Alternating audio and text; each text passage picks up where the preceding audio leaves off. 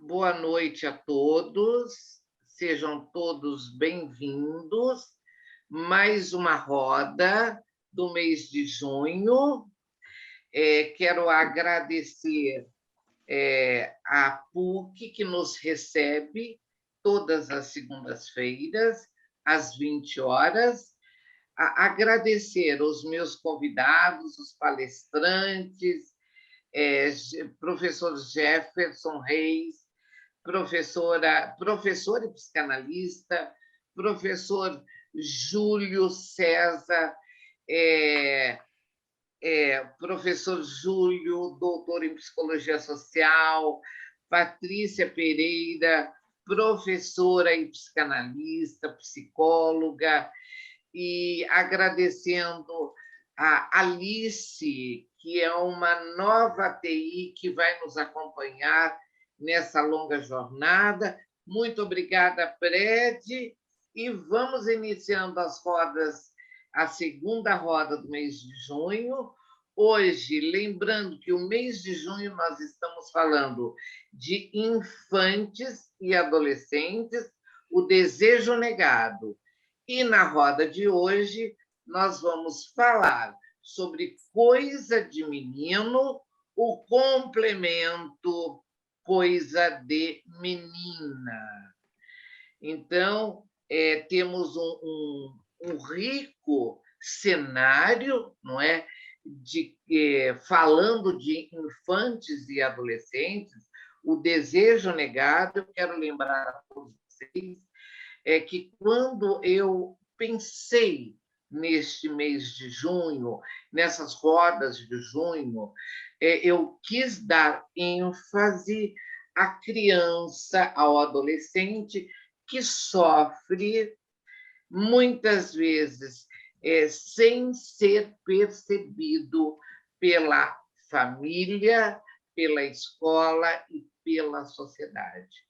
Então, pensando nessas crianças que são, muitas vezes, colocadas numa vitrine e elas não têm acesso nem à voz e nem à sua própria imagem, é que nós estamos aqui falando, lembrando o que são os meninos, o que são os infantes, o que são as meninas, o que são adolescentes, mais uma vez agradecendo a todos vocês.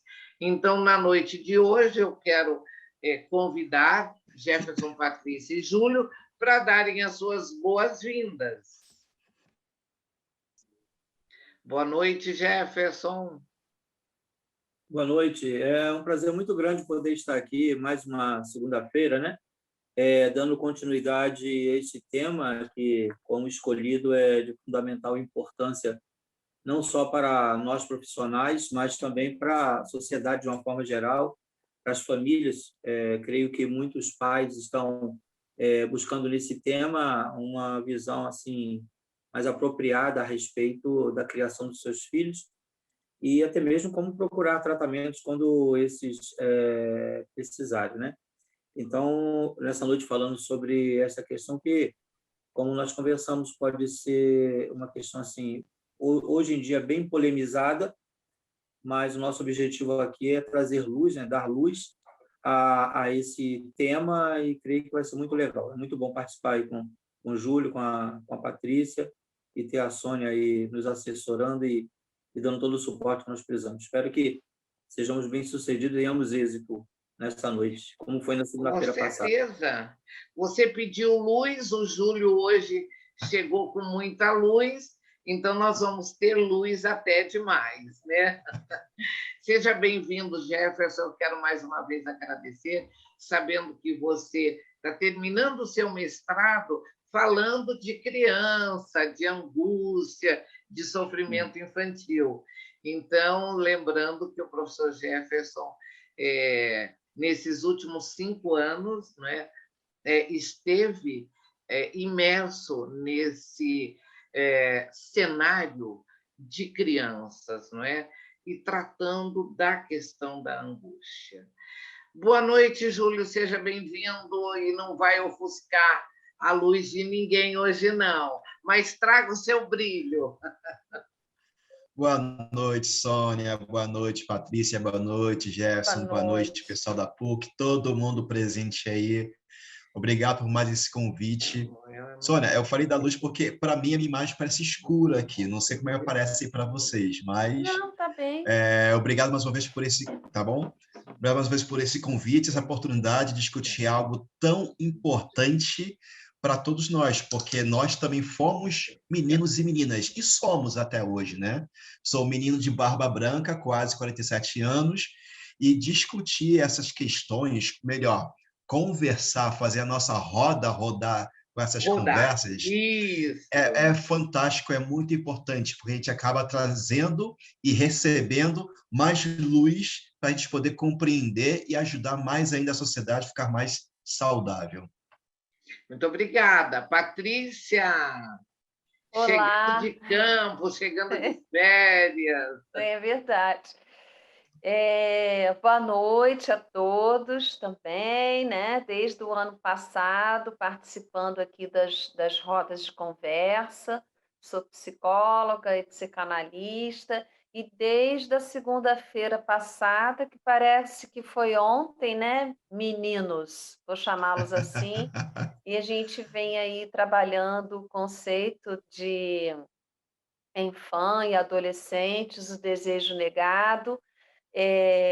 No encontro passado, a gente falou sobre os contos de fada, né? No recorte clínico, né? Qual a Isso. importância, e costurando aí os temas, né? O que a gente falamos bastante, foi uma ciranda que rodou bem, né? Começou devagarinho e foi rodando bem, justamente da importância do lúdico, da importância de todos os elementos que os contos de fada trazem para a criança, né? Para a constituição do ego, né? Com tantos elementos, assim, com tantos paradoxos, né? Tantos contos de fadas, tantas reedições dos contos de fadas, e no final a gente falou um pouco, o Jefferson foi muito bem nisso, sobre a direção disso, dessa parte aí da nossa sociedade que se encontra em constante mudança, né? E o que vai acontecer com a infância. Então, já começando aqui, né, eu gosto sempre de costurar com o que a gente falou no encontro passado, porque eu acho que nós temos um público que nos acompanha, né, que está sempre Isso. junto aí. Eu acho que talvez a gente trate por aqui de algumas perguntas, né? Quais são as diferenças entre adultos e crianças? O que a infância, né, e a criança, com A maiúsculo, tá sendo representada? Qual é o imaginário social disso na sociedade contemporânea, né? Essa sociedade aí de que ninguém quer sair perdendo, né? Todo mundo quer gozar, não é assim que a gente fala na psicanálise? Exatamente. Vamos Todo trazer. mundo precisa gozar, né? Lembrando que eu estou vendo aqui, o professor Samuel também está aí essa noite. Soldado no quartel quer trabalho, não é assim que a gente fala? Isto! Não se faça de rogado, hein, Samuel? Você está ouvindo a gente por aí, eu tenho certeza. Não estou vendo aqui, estou procurando aqui, mas Fala. ele está ouvindo, né? Com certeza está ouvindo. Bom, então, Iniciando a noite pela Patrícia, já fazendo esse recorte desse cenário. Interessante que eu vi o cenário que o Júlio está compondo e tem uma cadeira atrás. E eu me lembrei muito das crianças, não é? Na cadeirinha do pensamento. E me remeteu, Júlio, à cadeirinha do pensamento que existe há muito tempo, viu? Porque eu passei por ela, tá? Patrícia, fique à vontade, pode começar a rodar, tá? Rodando. Bom, eu vou começar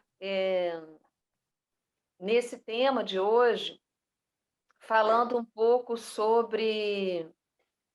Até para a gente entrar, às vezes, eu acho que aqui a gente traz autores, né? Traz informações e traz conteúdos que se que fazem um viés com a psicanálise, né? Então, eu pensei em falar um pouco sobre alguns historiadores, não necessariamente psicanalistas, mas de dois polos, assim, né? Então, o famoso Philippe Arrier, que a gente falou dele no encontro passado também, um autor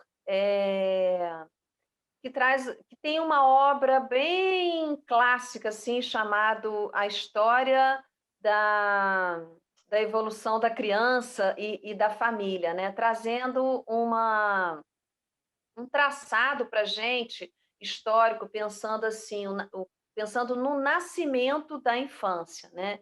Que lá, desde os tempos medievais, a criança estava ali muito misturada aos adultos, né? E sem um espaço propriamente dito.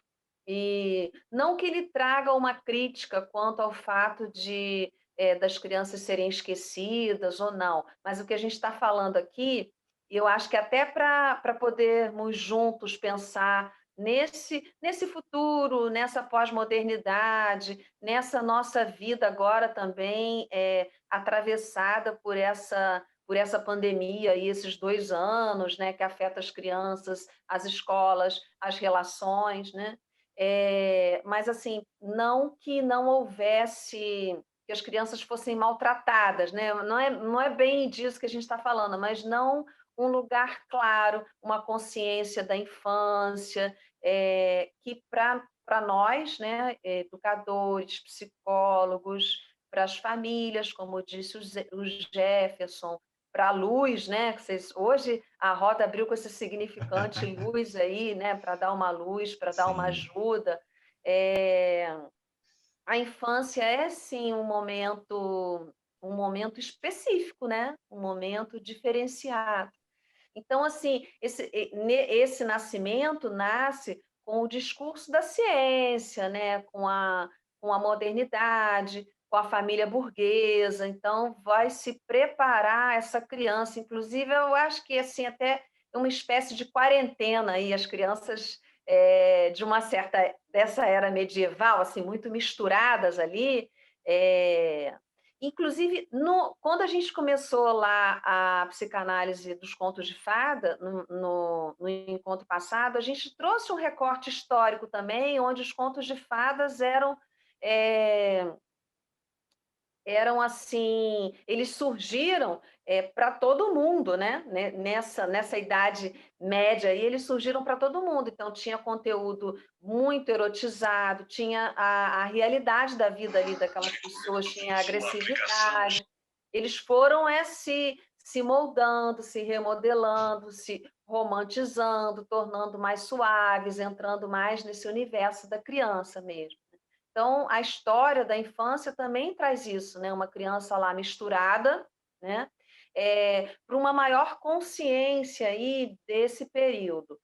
Claro que a gente pode questionar essa consciência aí, mas atravessada por uma família burguesa, mais definida, com novas tradições, né? O casamento, os encontros, o romantismo, o trabalho, o papel da mulher, o papel do homem, e a criança ficou um pouquinho aí em quarentena até para poder entrar nessa nova visão, né? É, ponto, tá? Um ponto aí, o nascimento da infância, pensar o nascimento da infância. E aí existe um historiador também que fala justamente da morte da infância, né? Que é o Neil Postman, também um historiador, que vem traçar isso na medida... E olha que ele nem chegou a essa era mega tecnológica, né? Mas já com o nascimento da televisão, da mídia, de todas essas imagens, né, que trazem para a gente uma sociedade diferente, né? Uma sociedade de imagens, de que a imagem mostra muita coisa, de que a imagem traz um recorte também mais figurativo, né, para as brigas, para a agressividade, para as famílias, para as histórias, né? E na morte da infância, nesse sentido assim de uma confluência distinta entre adultos e crianças, mas com as crianças dentro de um modelo muito idealizado, como, vamos dizer assim, de uma maneira simples, né? Como mini adultos, né? Os mini adultos. E mal sabia ele que a gente que a gente ainda seguiu caminhando nisso aí, né? Com a internet, com os concursos de Miss. O Júlio vai lembrar do filme Miss Sunshine. E com essa idealização, né? E daí que eu acho que a gente chega mais um pouco, se aproxima um pouco do nosso terreno, né? Da psicanálise, onde a gente tem alguns conhecimentos e alguns conhecimentos, algumas informações, algumas vertentes aí que ajudam a gente a trabalhar na clínica com criança, que vai entender também o que a criança o que ela provoca no adulto, na verdade, né? Então, a Sônia você falou tudo que eu ia falar já aí nesse comecinho aí, né? Já pintou aí o terreno, que é nesse sentido, assim, qual é o lugar da criança, né?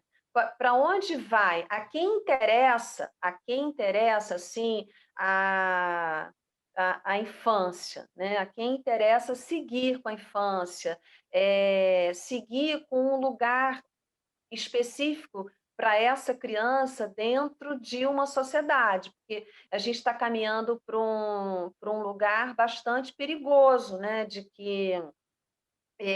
De muita idealização. Então, isso tudo foi seguindo. Quando eu digo assim, essas nossas bases dentro da psicanálise que ajudam a pensar que nós, adultos, né, que os pais, houve rodas onde falamos muito disso, né, sobre a questão do narcisismo, sobre quando nasce um bebê, como isso provoca a gente, como isso provoca os pais a reeditar seus próprios ideais e a querer que essa criança seja idealizadazinha, né? E linda e maravilhosa, e vai agora para o Instagram, para o Facebook,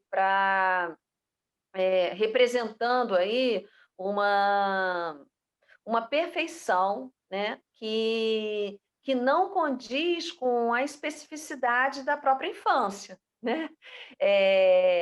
E também eu acho que a psicanálise provocou muito e bagunçou geral quando a gente fala de coisas importantes que eu acho que vão ser tratadas aqui na roda, que diz respeito ao desejo, à sexualidade infantil, à introdução aí da linguagem também, tudo isso que para o campo da psicanálise tem muita importância. Então, eu não sei responder em que medida, quais são os caminhos da infância, tão atravessada pelo discurso da ciência, tão atravessada por 1 milhão de saberes, e tem, tem maneiras da gente falar aqui na roda que às vezes podem parecer como críticas, mas são análises, não são críticas, são apenas análises, assim, tudo que surgiu E a própria relação com a psicologia também, né? No meu trabalho, eu já falei aqui para vocês que eu trabalho com casais grávidos, né? Que eu acompanho esse nascimento, a reintrodução dessa mulher no mercado, a volta ao trabalho, e busco falar sobre essas fases aí da infância e tal. E aí, até mesmo nesse caminho, a gente vê quanta coisa nova foi introduzida, né? O que representa amamentar, o puerpério, o que é, como se vive, como se deixa de viver. Então, eu acho que somando aí ao fato desse narcisismo dos pais, que é reeditado quando chega uma criança na família, a gente tem milhões de teorias também, de acesso, de facilidades, de como educar os seus filhos, né? Que para nós, psicanalistas, e seria muito interessante também para os educadores, tem alguns pontos de questionamento no que diz respeito assim, ao desejo da criança, à sexualidade da criança, que não é tão cronológica assim, quanto esse imaginário social, que eu acho que é isso que a gente vem questionar aqui, vem apresentando, né? Então, assim, até a adolescência é, é um período, né, é um tempo, sim, mas não tão cronológico assim, é um tempo lógico, né, de fases, de constituição psíquica, né? Então, pensando nisso, assim, qual o lugar disso nessa sociedade hoje? Eu achei tão precioso quando a Sônia abre nos falando que qual é esse lugar da criança, né? Então, nós temos um lugar para eles, para essas crianças, para esses adolescentes, para essa magia que é a construção da sexualidade, né? Infância, puberdade, adolescência, atravessada aí pelo complexo de Édipo, atravessada até chegar lá na adolescência, né? Essas crianças que estão sendo invadidas de mil conceitos, né? De muitas militâncias muito interessantes e pertinentes às militâncias, mas será que elas se identificam, né? Não é um processo simples a construção da sexualidade, né, para o sujeito, para a criancinha que nasce identificada com isso, com aquilo, com esses pais, entrando aí essas nuances aí desses complexos familiares tão distintos, né, hoje em dia. E então acho que são essas as questões que eu trago aqui de qual o lugar da infância e da adolescência no imaginário social de hoje, né? A gente tem lugar para eles, porque na infância nós adultos somos os responsáveis, pais, psicólogos, professores, a sociedade como um todo, para acolher, para ouvir, para dar suporte, para brincar, né? Para proteger também de tantas violências, de tantas dores, né? De uma sociedade que é jogada assim também para essa infância, né? Porque aí ela vai ganhar presentes, ela vai ter que ir bem na escola, ela vai ser monitorada por esses pais de uma forma ou de outra, mas e essa constituição dela, né? Esse lugar de criança, esse lugar de, entre aspas, do conto de fadas, né? É um texto importante que me ajudou a pensar sobre o tema de hoje, ele fala a criança com esse A maiúsculo, né? Que seria essa criança superpotente, linda, perfeita, menina nasce menino, menino nasce menino, e por aí vai, né? Mas e o processo psíquico, né? Que nós aqui entendemos tão bem, que é um processo doloroso, né? Daí, por exemplo, quando a gente falou semana passada, os contos de fadas ajudam, né? dão um empurrãozinho aí às dores, dão um empurrãozinho aí quando tem um drama tamanho, mas com um final um pouquinho mais feliz, né? Com as pessoas podendo se encontrar, se ajudar. Mas o crescimento é um processo doloroso, né? E a adolescência também é dolorosa para todo mundo, né? Para os pais é difícil, né? O questionamento, a, essa querer questionar os pais, querer essa mudança aí, né? Da infância que está ali tão submissa e alienada ao outro, né? Aos pais, à sociedade, à escola, né? Aprendendo qualquer coisa que a gente ensine para esses pequenininhos e que vão passar por essa puberdade, que também eu entendo cada vez mais que é um momento difícil, até chegar na adolescência, com esse questionamento, ainda mais uma adolescência tão esvaziada hoje em dia de ritos de passagens. Eu vejo isso na clínica, em casa, e aí entendo que eles estão se marcando cada vez mais, né? Desde, né, não só os piercings, as tatuagens e outras coisas, né? Outros sintomas que a gente tem visto, mas se marcando também, eu acho que em atitudes, né? Sempre querendo questionar, né, e o adulto. Então, assim, além disso, né, dessa constituição toda, criança, puberdade, adolescência, eu acho que aqui também trazer um pouco da responsabilidade do adulto com isso, né? Limite, responsabilidade, acolhimento. Então, às vezes, isso fica muito fantasiado de punições, de agressividade, ou, por outro lado, de falta de consciência, né? De falta de um olhar para essa criança, de um discurso ainda muito, como é que eu vou dizer, assim, muito antigo, né? Dos pais, aborrecente, tô de saco cheio, adolescência aí é uma merda, né? Adolescência é muito difícil, né? Criar filhos adolescentes, mas eu sinto também que o discurso da ciência, que a tecnologia, principalmente agora, né, que a gente está, nós estamos todos, eu vejo que estamos todos mergulhados, né, na tecnologia, completamente dependentes. Estamos aí, já tem um CID aí para cada um de nós, né? Né? A gente está aqui, a gente está no telefone, a gente está no. Mas a invasão também dessas imagens, então eu acho que fica tudo muito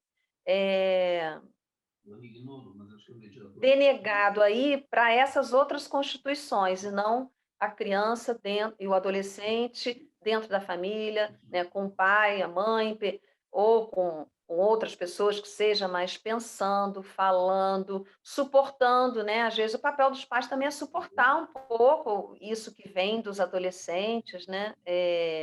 E a questão da sexualidade dentro disso, ela tem muito pouco acolhimento, né? Então, essas crianças, esses adolescentes se sentem meio perdidos, né? Porque para você ser alguém no mundo, principalmente o adolescente, né?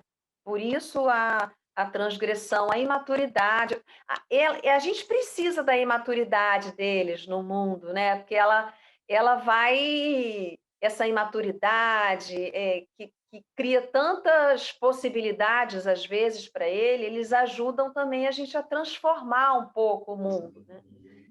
Mas às vezes ela fica sem lugar, eles ficam sem lugar, né? Sem um lugar real, vamos dizer assim, dentro do mundo.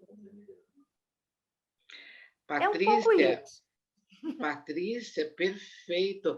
Eu estou vendo aqui o Samuel, ele lembrou, não é, da questão da tecnologia, e eu faço um link, quando você fala de rito de passagem e o papel hoje da internet, da rede, diminuindo um pouco, ou fragmentando, fragmentando não, desculpe, diluindo esses ritos de passagem que são muito importantes. E o que eu tenho visto muito na clínica são os pais que não foram castrados, que não sabem a importância da castração no processo de ritual de cada fase. Então, a criança, acredito que eu já estou entrando um pouco na fala do Jefferson, né? Na questão da necessidade desse sujeito ser castrado. Não estou dizendo que esse indivíduo precisa ser punido, mas ele precisa ser castrado. E a clínica tem nos mostrado muito os pais, não é, adultos, que não conseguem entender qual é o devido papel deste pai para com seus filhos. Então, eles trazem uma angústia muito grande, e aí realmente eu vou...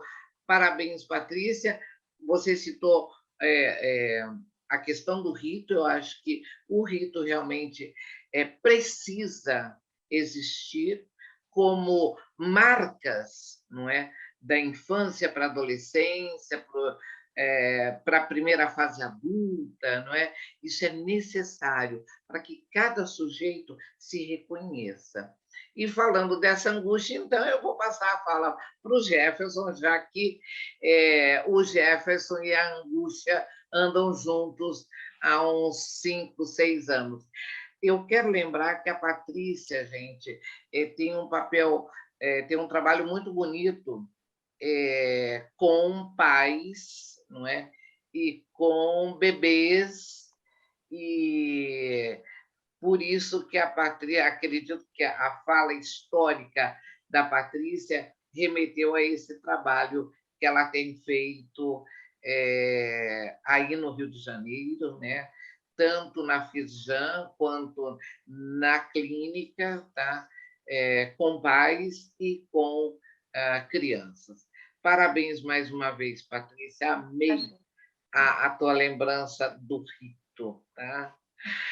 Jefferson, na continuidade, vamos aí falando das suas angústias. Então, eu já vou começar a lhe perguntar, tá? O nosso tema de hoje, né? O nosso tema que foi tema de muita discussão essa semana, não é? Entre nós, não é? Coisa de menino, o complemento coisa de menina. Com você agora, Jefferson. A roda da semana passada foi bacana, porque a Patrícia começou, né? E a Patrícia, ela entrega tudo de bandeja para a gente. Eu? Você dá o pontapé inicial, se eu sou centroavante, falta só fazer o gol sem goleiro, né? Já está tudo prontinho. Não sobra nada para a gente falar depois, Jefferson, não é isso aí? Ela tem que ficar repetindo o que ela Eu fala. estou achando que isso é coisa sedutora de menino grande. Isso que eu ia dizer. É a sedução do menino, hein? Ô, Júlio, ser sublime é coisa de menina aí. Quer dizer que aí olha, hoje... eu estava anotando várias coisas aqui da Patrícia, né, para comentar depois. Eu parei. Eu também. Está muito bom, realmente. Veja bem, tendo como me antecedendo a Patrícia dando essa aula, e eu sei que daqui a pouco vem o Júlio aí, que é o fera, eu não tenho muito o que falar aqui, não. Tenho que só ficar balançando a cabeça e dizendo que sim, né? Sim. E eu vou cumprir o meu papel. Eu estou para aprender com vocês, Jefferson. Eu venho aprender com você também.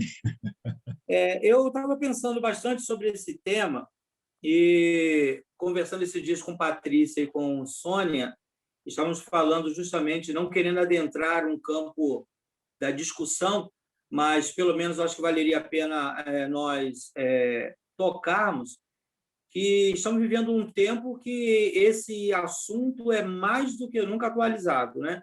Com toda a questão política hoje que envolve essas questões que envolvem meninos e meninas, né? Existe um ambiente político de debate a respeito dessa questão, olhando propriamente dito o tema, não a abordagem que Patrícia fez, e também aquilo que nós pensamos a respeito do cunho religioso, que envolve não só a religião, mas também a cultura. A depender da principal religião que é tocada, o país em que a discussão é feita, nós vamos perceber que existe uma linha que envolve a sociedade de uma forma geral e acaba vivendo a questão cultural. Mas não querendo entrar nesse assunto, somente mencionar este fato, eu estava pensando aqui, ouvindo também Patrícia, a respeito do silêncio da criança, não é? Que é um silêncio que precisa ser ouvido, que quase sempre nós não percebemos. E quando eu estou falando de silêncio, eu não estou pensando na questão da verbalização da dor, verbalização da angústia. Eu estou dizendo que é o silenciar da criança. É uma ambiência que temos, que não é atualizada, ela sempre existiu, que provoca, promove esse silenciar da criança. O silêncio não somente da voz, o silêncio comportamental, o silêncio dos seus direitos e, até certo ponto, o silêncio que é causado pela nossa voz, pelo nosso som, né? Pelo som do adulto. E acabamos criando um mundo que não pertence à criança, né? E eu estava ouvindo Patrícia e estava pensando que claro que no campo psíquico nós temos explicação para isso, mas olhando e falando a respeito de uma situação no senso comum, naquilo que nós percebemos, era para nós que já fomos um dia considerados crianças e agora hoje somos considerados adultos, era para nós termos conseguido aprender com esse processo, ver o quanto que ele é angustiante, é doloroso, maltrata, dói. Era para hoje, quando nós somos adultos, nós temos como capricho, como ideia, como princípio, criar um ambiente melhor para as crianças. Como que dizendo, o ambiente em que eu fui criado foi muito doloroso, então agora eu farei alguma coisa para criar um tempo diferente para essas crianças. Mas o que acontece é justamente o inverso. Quanto mais adultos somos considerados, menos espaço oferecemos para as crianças. E isso aí em todos os campos, no campo profissional, no campo político, no campo econômico, no campo social, no campo religioso. Quanto mais considerado adulto somos, menos espaço oferecemos para essa criança. E quanto mais isso ocorre, mais silêncio existe, mais dor, mais castração, mais dificuldades. E a Sônia deve lembrar bem uma aula que eu estava assistindo justamente dela, em que eu saí da sala, quando estava estudando psicanálise, eu saí da sala de aula quando foi tratado a respeito dos pais que não oferecem condições para que seus filhos possam crescer e amadurecer. Pais extremamente castradores, punitivos. E eu saí da sala para chorar no banheiro, porque eu lembrei de fatos de práticas minhas para com meu filho, né? O quanto eu promovi a dor sem ter consciência daquilo que eu estava fazendo, não fazia por maldade. Talvez fizesse naquela visão fantasiosa de que nós somos formadores, que nós temos que dar o cunho da formação dessa criança e não percebemos que ela tem um livre-arbítrio, ela tem um direito, e ela tem o direito de escolher a forma que ela deseja ser. Ô, Jefferson, só um minutinho. Com esse seu depoimento, eu queria enfatizar, porque eu sei, olhando, passando aqui as janelinhas, eu sei que tem muitas mães, não é? Aqui, muitos pais que eu conheço, não é? E eu sei que vieram aqui para ouvir exatamente o que você está falando. E esse seu depoimento, eu me lembro perfeitamente, tá? Quando o Jefferson Reis de Santana, ele se reconhece numa fala. Então, para muitos pais que estão aqui fazerem uma reflexão das suas falas no seu cotidiano. Nós não fazemos intencionalmente, nós não queremos machucar ou agredir os nossos filhos, mas na intencionalidade de protegê-los, principalmente hoje da tecnologia, não é? Nós verbalizamos, nós usamos que vai ser internalizada por essa criança e, no futuro, ela não vai conseguir elaborar e essa criança vai, na fase adulta, ser uma criança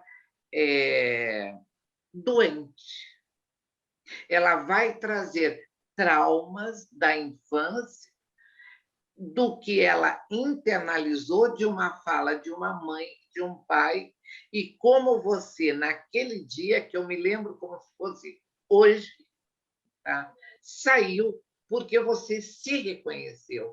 Então, para todos os pais, psicólogos, mães que estão aqui, nós precisamos reconhecer a nossa própria identidade para a gente poder, tá?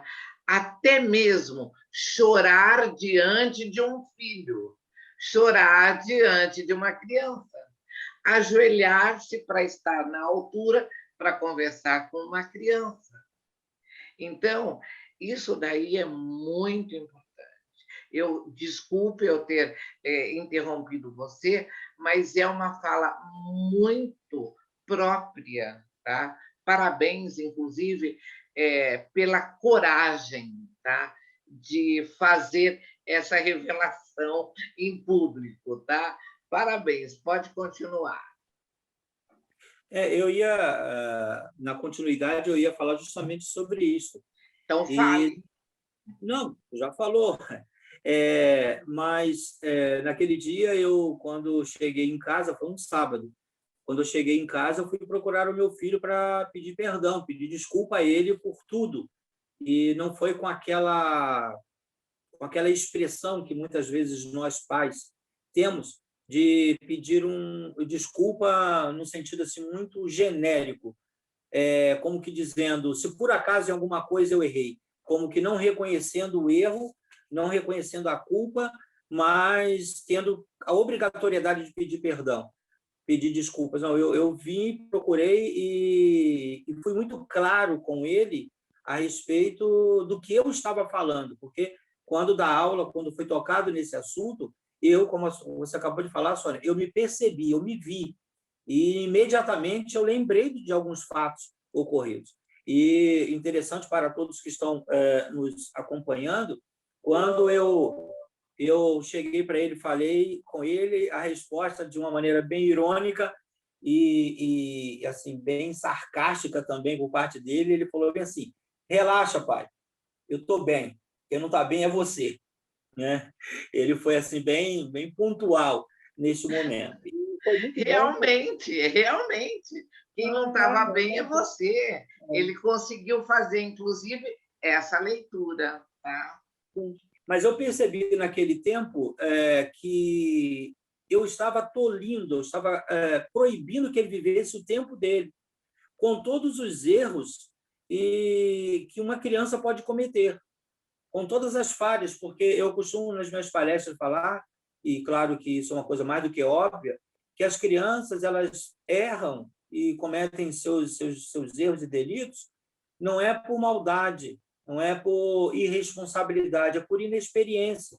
Eles não têm um histórico de vida, de marcas, de coisas que já aconteceram para que nesse histórico eles possam pautar o que eles podem e o que não podem fazer daqui a pouco, no próximo momento. Eles estão evoluindo, eles estão crescendo, eles estão buscando essa experiência. Então, só se tem experiência quem vive a experiência. E eu percebi naquele momento que eu castrava, proibia o meu filho de viver as experiências que ele precisava viver para que ele alcançasse o amadurecimento que possivelmente eu alcancei. Então, quando nós pensamos a respeito desse tema, sobre o desejo negado, nós precisamos pensar sobre essa realidade. Esse mundo que queremos construir para essa criança, o mundo que os pais idealizam para essa criança, o mundo que a escola propriamente dita idealiza para a criança, é um mundo que é negado a eles. A própria formatação pedagógica, ela não observa todos os diferenciais que existem dentro da dinâmica de sala de aula, não é?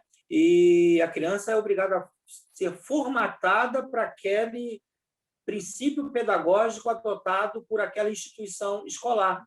E quando a criança ela é um pouco diferente das demais da sala de aula, ela é quase criminalizada. Então, é um mundo em que nós vivemos, que é um mundo dos adultos, não é um mundo da criança.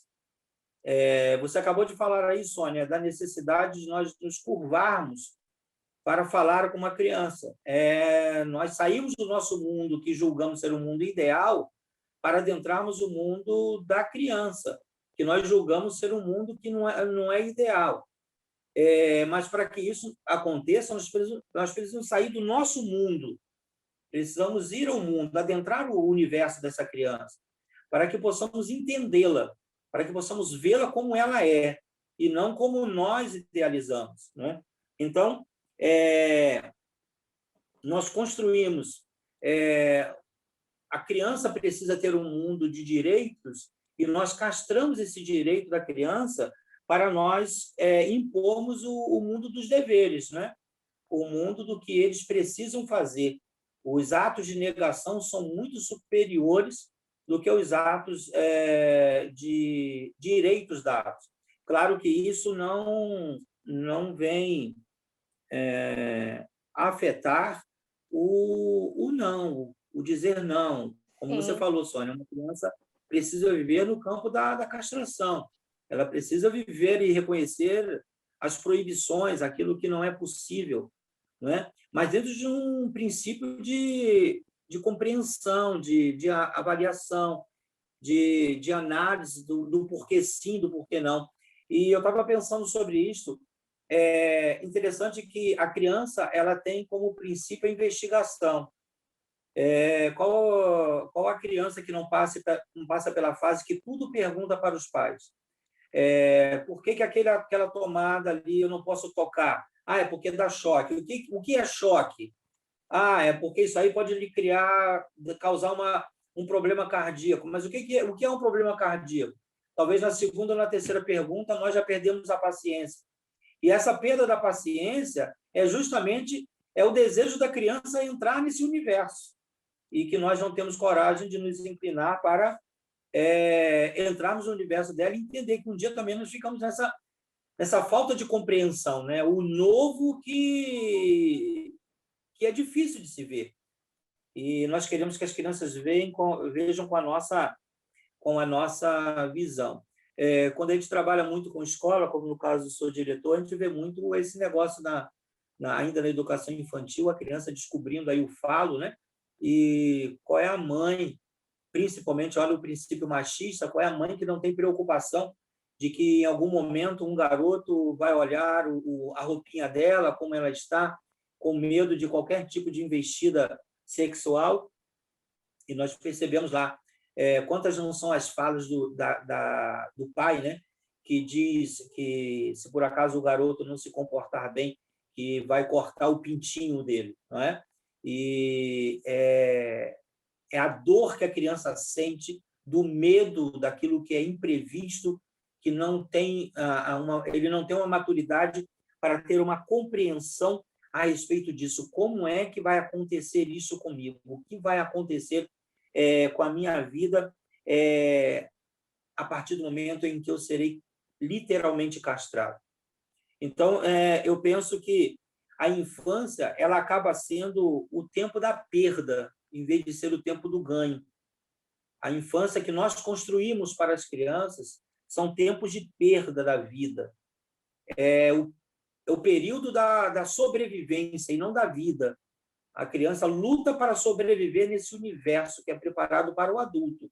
Ela não consegue se perceber feliz em uma ambiência como essa, porque o tempo ele foi preparado para o adulto. O tempo foi preparado para aqueles que consideram ser o dono do saber. É um tempo muito tenebroso para a criança. E até a Patrícia falou ainda agora sobre a idealização da vida da criança, não é? Nós acabamos criando um mundo ideal para os nossos filhos, acabamos criando um mundo ideal para as crianças, ou seja, nós idealizamos aquilo que a criança precisa viver e nós esquecemos de perguntar para essa criança o que ela deseja, qual seria esse mundo ideal para ela. Mas justamente isso aí é o medo que nós temos da criança escolher um campo que não seja o nosso. É o medo que nós temos, a insegurança que nós temos de ter essa criança escolher algo que não seja nosso. Porque para os pais que estão vendo aqui, é bom que analise nesta noite o que essa criança, o que o seu filho é para você. Talvez ele não seja um simples filho, talvez ele seja o seu troféu, ou você quer programá-lo para ser o seu troféu. Aquilo que você não conseguiu ser em todas as áreas, seja elas quais forem que você esteja pensando agora, pode ser no campo profissional, pode ser na questão familiar, pode ser no campo social, econômico, seja o que for. Talvez você, pelas suas frustrações pessoais, você não conseguiu realizar os seus sonhos e você projeta no seu filho esse ideal de vida e você faz com que ele se torne o seu troféu. É claro que não querendo generalizar, mas quantos filhos de advogados se tornam advogados, quantos filhos de professores se tornam professores, quantos filhos de bailarinas se tornam bailarinas, quantos filhos de cantores se tornam cantores, e talvez possa ser que muitas dessas crianças, em momento nenhum, o pai chegou perto do filho e perguntou: o que você deseja ser? O que você deseja para a sua vida? Essa criança, com certeza, viverá uma vida infeliz, uma vida de insucesso, e possa ser que venha se tornar um ícone na profissão ou no setor que esteja. Mas o que importa na vida muito mais é a felicidade própria do que as realizações de cunho profissional, seja lá que for. E eu quero terminar a minha palavra falando a respeito de um campo assim macro. Estamos pensando muito na realidade da família, do pai, da mãe, da criação. Mas quando essa criança se torna um adolescente, um jovem, hoje em dia está menos, penso eu, que está menos agressivo isso aí, porque as crianças estão adentrando a graduação, a pós-graduação, o campo da universidade, o leque abre e a criança tem uma visão mais ampla, e eu penso muito que a criança consegue arrombar, desculpa o termo, mas furar esse bloqueio. Não é que os pais se tornam mais permissivos, mas é que a criança consegue furar esse bloqueio quando adentra o campo da universidade e consegue perceber que ela ou ele pode dizer não para essa criação tão pesada, tão marcada pela pressão. Então, acho que hoje está um pouco mais fácil nesse sentido. Mas, quando a criança consegue romper com essa pressão familiar, ela encontra outras pressões, pelo menos na nossa realidade no Brasil, penso eu. A pressão religiosa, dependendo da religião que essa criança, a família tenha, é muito difícil romper com isso, porque acaba que isso está internalizado, mesmo que os pais não estejam mais presentes, mas a cultura religiosa está internalizada. Então, essa criança pode estar em um ambiente que ela seja totalmente, agora jovem, adolescente jovem, mas ela pode estar num ambiente que seja totalmente livre das castrações, das proibições paternas, mas ela se vê presa porque os elos estão dentro de si, não é? Porque estão ali introjetados, da questão religiosa. A questão cultural, familiar, né? Eu não quero citar o nome, mas me veio aqui à memória agora de um depoimento de uma pessoa ligada a questões maléficas das drogas aqui no nosso estado, em que ele, no seu depoimento, diz que ele foi criado num setor evangélico, setor religioso, ele tem familiares de cunho religiosos e que ele não permite, em alguns ambientes, que coisas aconteçam que firam a sua religião. Mas o tráfico de drogas acontece por ali. Então, a questão da cultura religiosa, da cultura familiar, ela fica muito presente na vida dessas crianças. E é muito difícil furar esse bloqueio. A cultura social também. Eu moro aqui em Duque de Caxias e eu conheço, eu vejo a dificuldade que é para as crianças e agora jovens que moram em Duque de Caxias adentrar o campo da Zona Sul.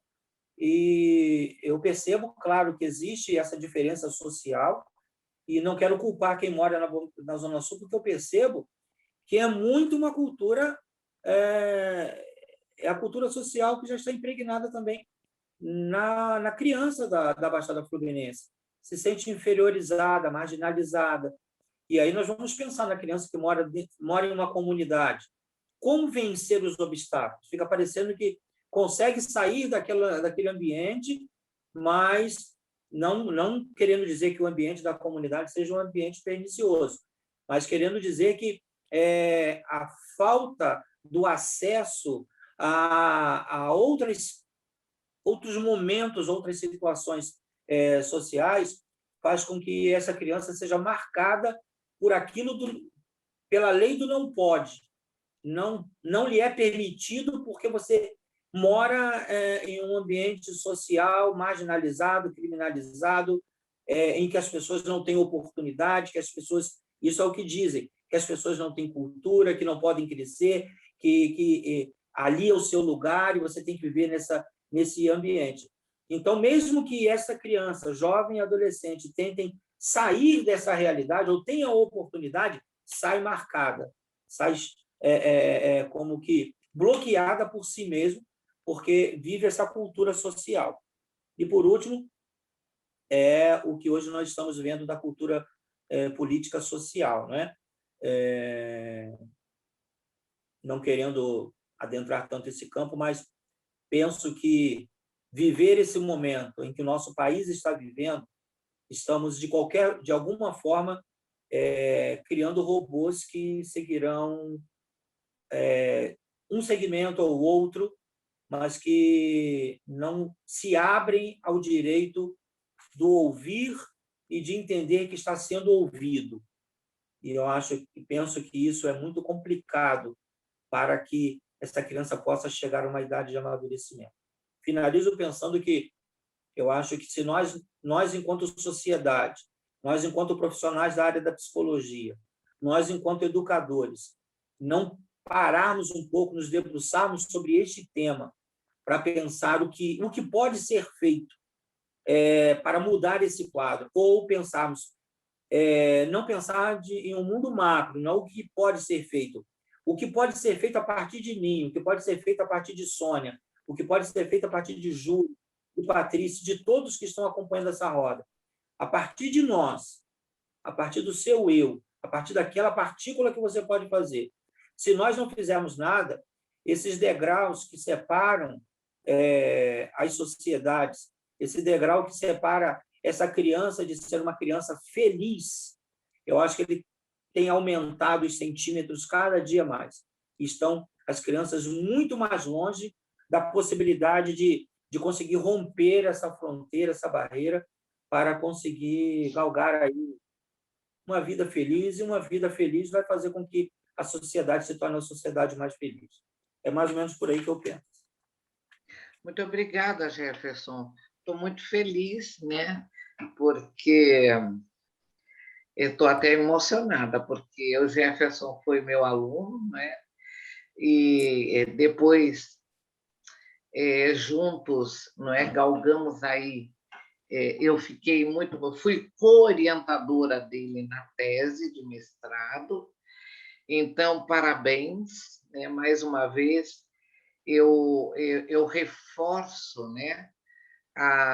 Essa fala sobre o olhar, não é, de um pedagogo, psicopedagogo, analista, que trabalha com criança, não é? Que se debruça nesse olhar, não é? Também da família e da criança e do adolescente, não é? Estar exatamente hoje, não é? Se desnudando. Parabéns, Jefferson. Isso daí é uma prova realmente de que a psicanálise faz bem para todos nós. Quero lembrar que estão chegando perguntas, tá? Perguntas, inclusive, muito interessantes. Eu quero saber se a Patrícia está observando aí. Patrícia, por favor. Tem umas perguntas importantes. Mas eu quero lembrar também que está passando a lista de presença. Aqueles que quiserem o certificado, por favor, assinem a lista, tá? E, como sempre, né, o Júlio chega e hoje ele está encantado, ele está vivendo um momento mágico da vida dele. Parabéns, Júlio, né? Todos nós temos que viver esses momentos, porque um dia você foi criança e um dia, tenho certeza, algo lhe foi negado, não é? E hoje você está podendo fazer valer aquilo que tão bem puderam fazer enquanto pais na sua vida. Então, não é a cereja do bolo, não. Eu tenho certeza que você vai falar muito bem sobre o menino e o complemento menina. E se também quiserem estar respondendo alguma pergunta, fique à vontade. Lembrando, pessoal, que vamos respondê-las, tá? Boa noite, Júlio. Fique à vontade. A fala é toda sua. Sônia, eu acho que vou pegar meu banquinho e vou sair fora correndo, de ver assim, fui. Depois da aula da Patrícia, depois dessa exposição fantástica do Jefferson, com direito até a depoimento próprio dele, nossa senhora, olha, complicado. E conforme a Patrícia foi falando, eu fui notando aqui, vibrando, porque a Patrícia, quando traz as mensagens dela, ela traz uma paixão que é incrível.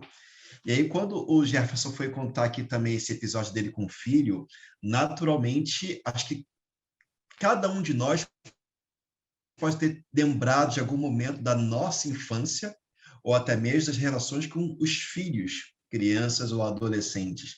Eu, infelizmente, não sou pai ainda espero um dia realizar esse sonho, mas eu carrego isso muito comigo, porque eu sei a criança que eu fui, eu sei o adolescente que eu fui, eu entendo muito bem das castrações que eu recebi, e acho que eu me impus também, tentando fazer assim um pouco uma casadinha da fala da Patrícia com a fala do Jefferson também, e eu tenho plena consciência do pai que eu seria também.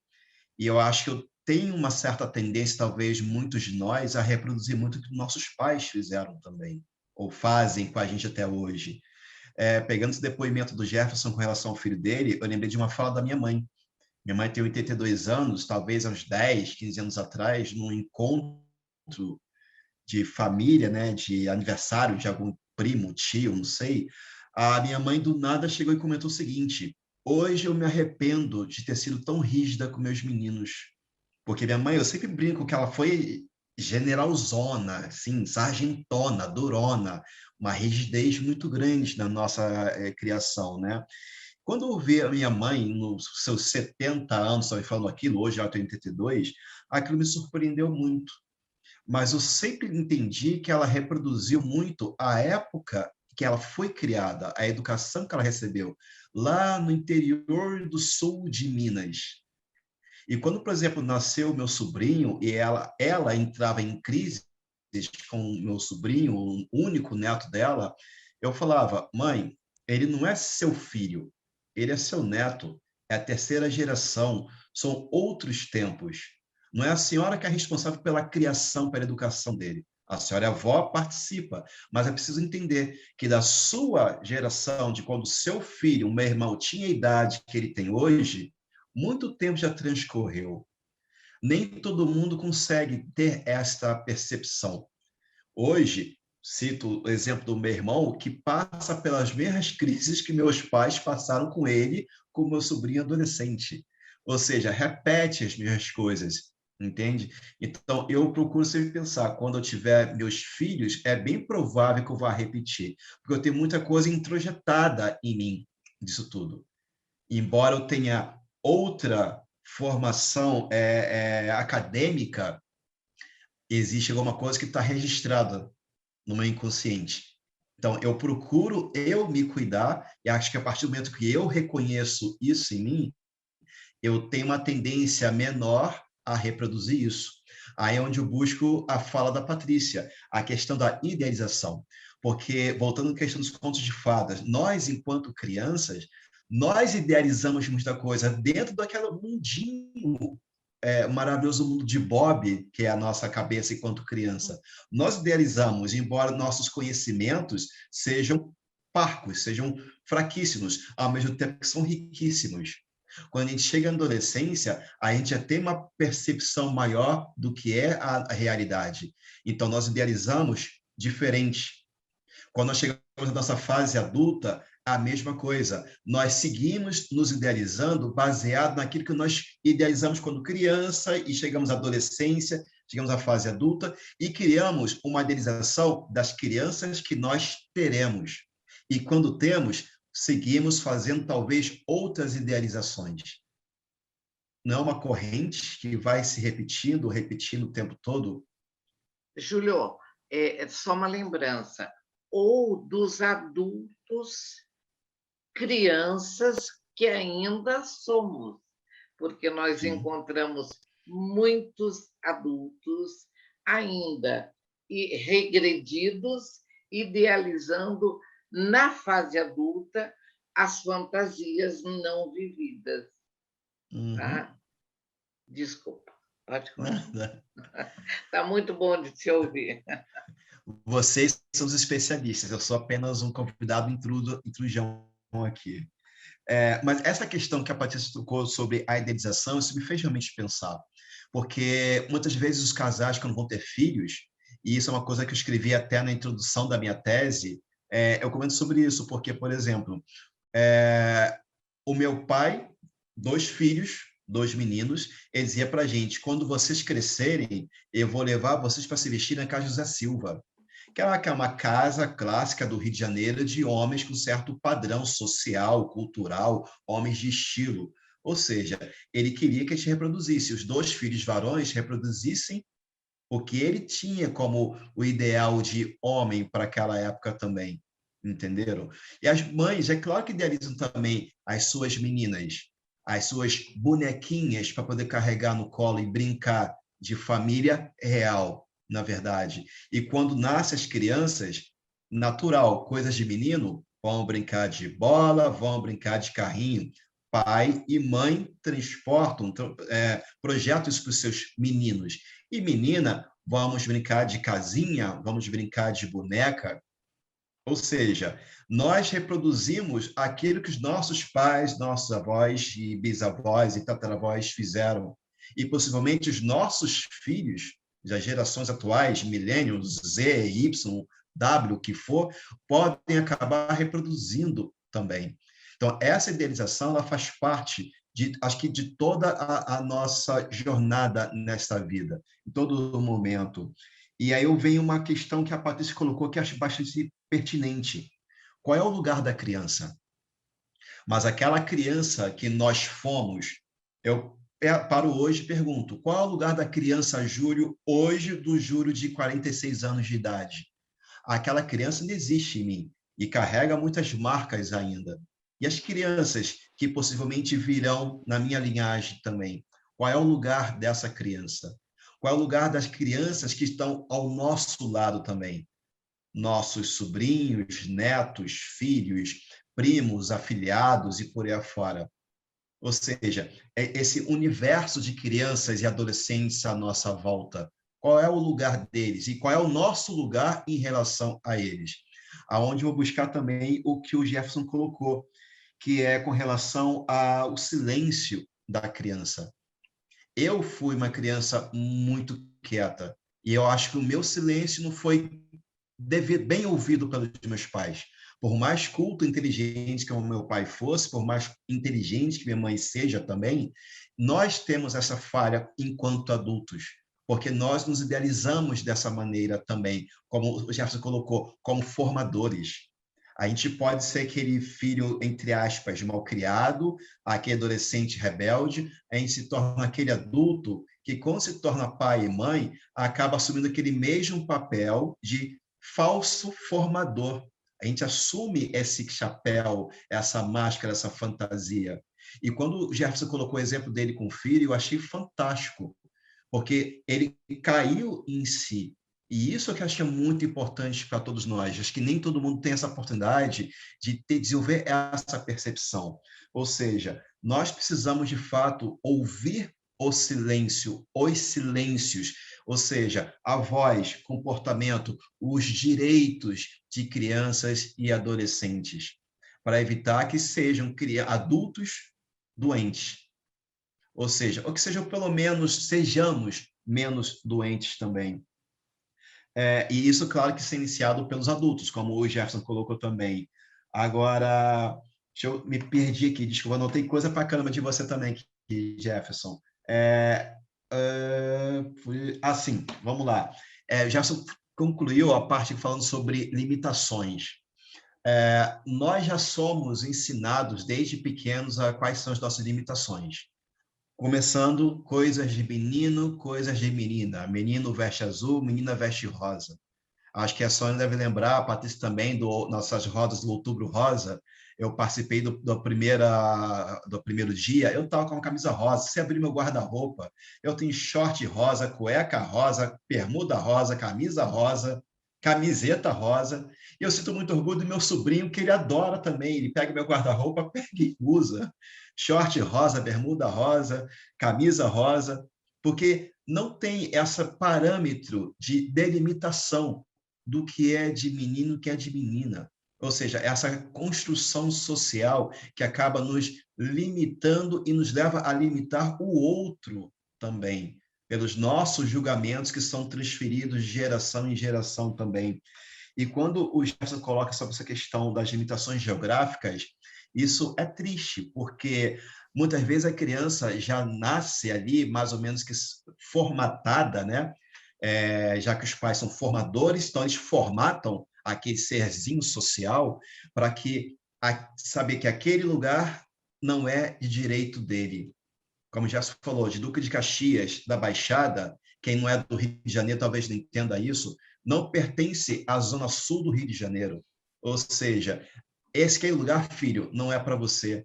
Aquela loja não é para você. Ou seja, isso é muito doloroso. Já praticamente fazer com que a criança cresça formatada na castração, sem nem ao menos ela ter o direito de vir a conhecer aquilo, ter aquela experiência. Como já se colocou, não coloca o dedo ali que vai levar choque. Mas o que é choque? Vocês entendem? Ou seja, nós já praticamente chocamos as crianças, porque nós fomos chocados lá atrás. Chocados no outro sentido, recebemos choque. Então, é essa a questão. Acho que nós devemos nos policiar muito e desenvolver essa percepção, na verdade, porque nós seguimos nos castrando e castramos os outros. Deixa eu ver o que mais aqui. A Patrícia me colocou o seguinte: nós vivemos um mundo hoje que é atravessado por 1 milhão de saberes. Por que essa fala da Patrícia foi tão fantástica? De fato, nós temos todos os saberes científicos, acadêmicos, academicistas e os nossos populares e culturais também. Eu não sou pai, mas eu absorvo vários saberes de quem já é pai, mãe, que está do meu lado. Mas de quando eu virar a ser pai, eu vou ter outros saberes, porque a minha experiência enquanto pai, que vai ser nova, vai me promover outros saberes, vai me proporcionar isso também. Só que o mais importante é que eu venha a reconhecer que eu sou falho. E eu procurando corrigir aquilo que eu sei como falho em mim, eu posso permitir que o meu filho, minha filha, cresça com mais saúde, inclusive.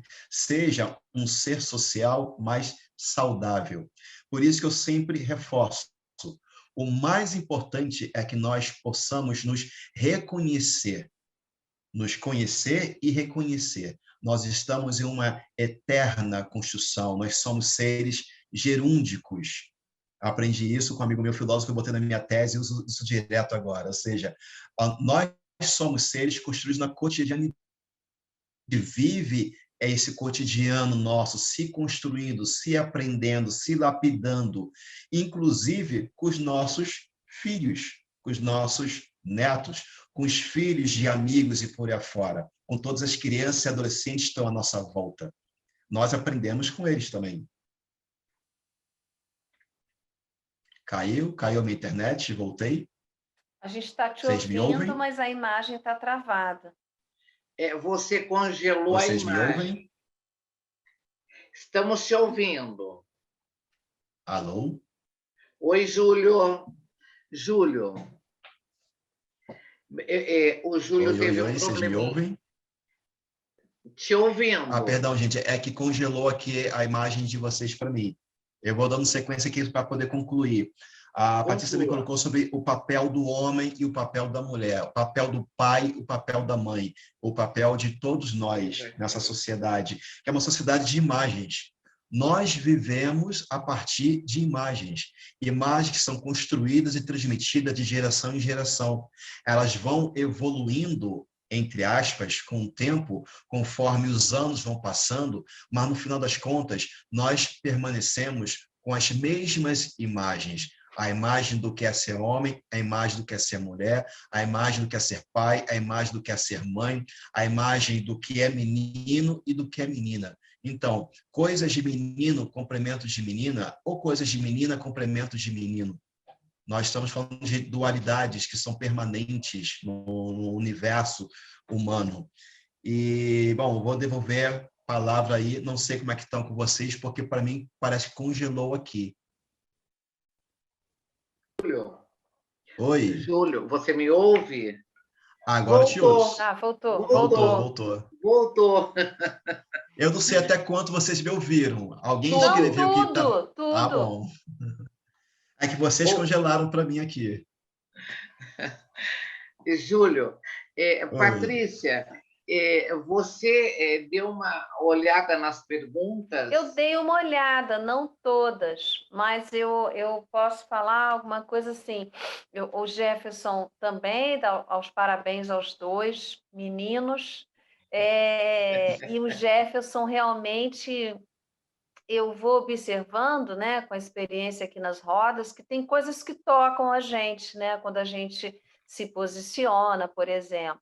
E eu entendi que isso tem alguma relação com uma última pergunta que eu vi aí, uma pergunta aflitiva, no sentido de que exatamente. Espero não estar colocando as palavras na boca de quem perguntou, mas assim, aflitiva nesse sentido. Então, como eu crio, a gente sempre quer o melhor para os filhos. A gente quer, sim, sempre, claro, o melhor para os filhos.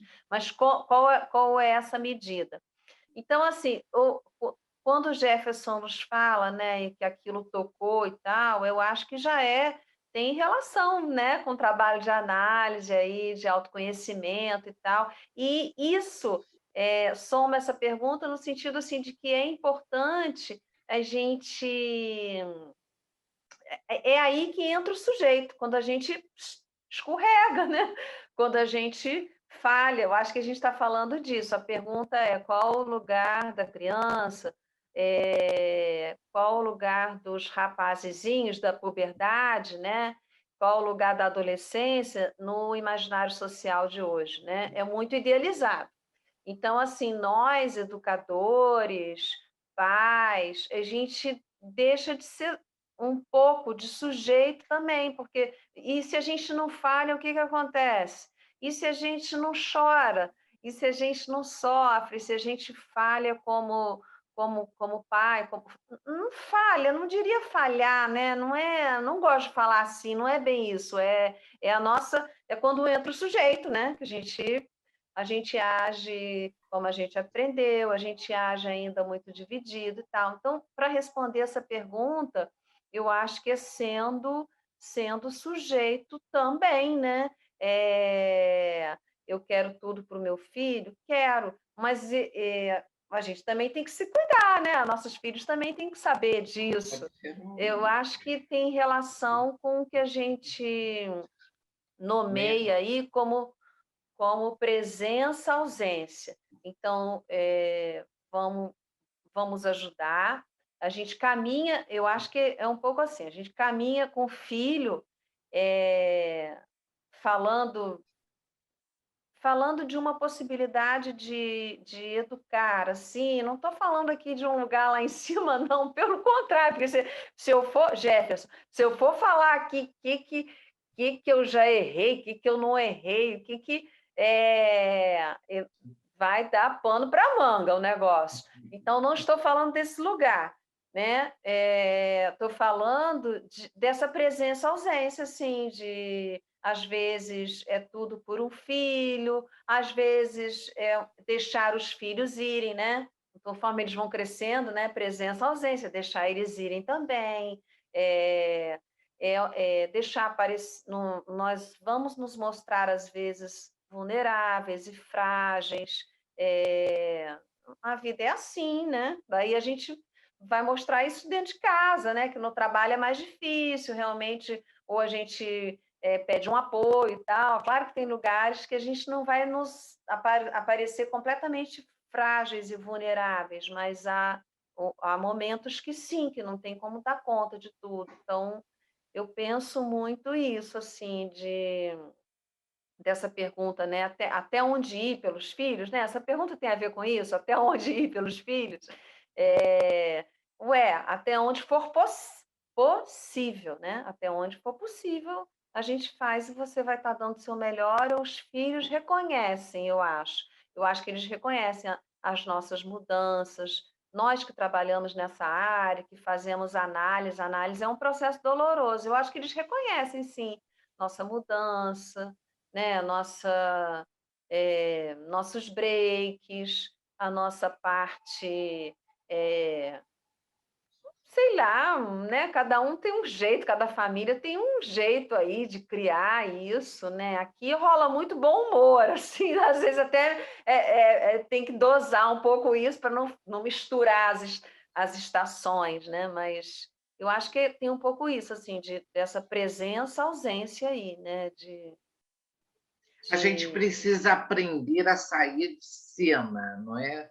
Sair de cena, como Né? em determinados momentos, sim, até para os pequenininhos, né? Sair um pouco de cena. Exatamente.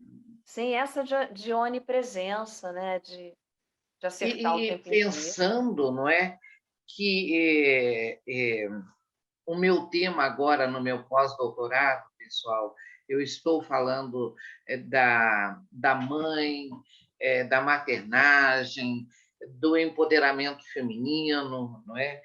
É, é, entendendo um pouco mais da clínica, não é, sobre a necessidade da mulher de viver os seus próprios desejos e não só os desejos impostos pela nossa biologia, não é? Porque nós nascemos com útero e ovário e aí a gente tem que criar. Tá? Não, então, a partir dessas questões, não é, que não tem complementariedade, não é? Menino é menino, menina é menina, cada um reconhecendo realmente quem é, o que quer, não é? Eu também quero responder a uma demanda da Kátia Magali, não é? Ela diz: oi, eu sou mãe e foi difícil lidar no começo, porque eu não tive a oportunidade de sentir o carinho de uma mãe. Ela manifesta que fui rejeitada porque nasci mulher, cresci ouvindo. Olha, Kátia, eu tenho uma paciente que o pai a rejeitou e disse: você não terá nada meu porque você é mulher. Então, a Kátia, eu não acredito, não é? Eu acredito, desculpe, que você já tenha superado todas essas dores, não é? Porque, em primeiro lugar, nós não impomos nenhum, a mãe e o pai não têm a capacidade de impor se você é menino ou se você é menina, tá? E a teoria da sexualidade, tá, de Freud representa muito bem essa fala. Nós nascemos duas, nós somos menino e menina, e vamos formatando a nossa sexualidade de acordo com as nossas fases de evolução. Então, nós precisamos reconhecer, tá? Muitas vezes, no processo de rejeição, Kátia, uma dor também e uma representação familiar que, às vezes, nós não sabemos manifestar. Então, eu sei que a rejeição dói, que a rejeição rasga. Eu costumo dizer que a rejeição é a mesma coisa que você pegar um papel, tá? Uma carta, e dizer para o seu filho: está tudo errado, e rasga aquele papel. Analogicamente falando, isso para mim é rejeição. Quer dizer, não reconhecer no seu próprio filho, na sua própria filha, o direito de ser aquilo que escolheu ser. Então, a partir do momento em que você nasce menina e você escolhe ser menina, escolheu ser mãe, tá?